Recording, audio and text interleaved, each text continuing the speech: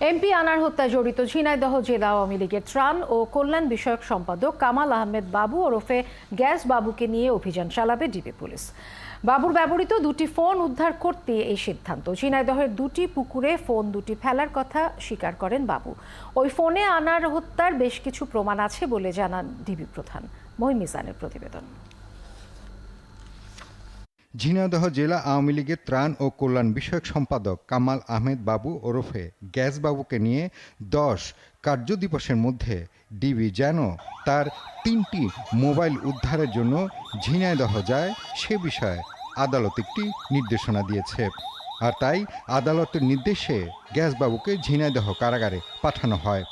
164 ধারা জবানবন্দিতে গ্যাসবাবু ম্যাজিস্ট্রেটকে জানায় ফেলে দেওয়া সেই 3টি ফোনে আছে আনার হত্যার গুরুত্বপূর্ণ কিছু প্রমাণ। ঝিনাইদহ কারাগার থেকে বাবুকে নিয়ে জেলার পায়রা চত্বরের পাশে পিপিলিকা মার্কেটের পিছনে ডোবা ও স্টেডিয়ামের পিছনে পুকুরে জাল ফেলে তার ফোন উদ্ধারে অভিযান চালাবে ডিবি। এরই মধ্যে স্থানীয় পুলিশকে সেখানে নজরদারি বাড়াতে বলা হয়েছে। যেটা আমাদের কাছেও বলে নাই সেটা আদালতে বলেছেন যে সে কারো নির্দেশে তার 3টা মোবাইলেই সে আশেপাশে নালা পুকুরে এগুলোতে ফেলে দিয়েছেন। কোন নালায় ফেলেছেন কোন পুকুরে ফেলেছেন সেটা আদালতই বলেছেন। ইনভেস্টিগেশন অফিসার সে অলরেডি কথা বলেছে, তো অবশ্যই সেটা নজরদারির মধ্যে থাকবে।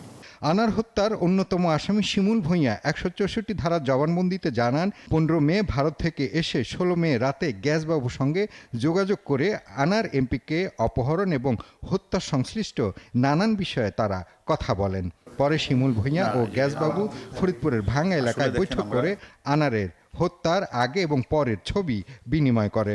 গ্যাসবাবুর সাথে শিমুল ভূঁইয়া ওরফে আমানুল্লাহ তার সাথে সে অসংখ্যবার কথা বলেছেন এবং এই মোবাইলের সাথে ওই মোবাইলের সাথে অনেক মেসেজ আদান প্রদান করেছেন। ডিজিটাল এভিডেন্স আছে বলে আমরা মনে করি। এদিকে 2-1 দিনের মধ্যে আনার কন্যা ডরিনের ভারতে যাওয়ার কথা রয়েছে। মূলত ডিএনএ পরীক্ষার নমুনা দিতেই তিনি ভারত যাচ্ছেন। মহিম মিজান, 71, ঢাকা।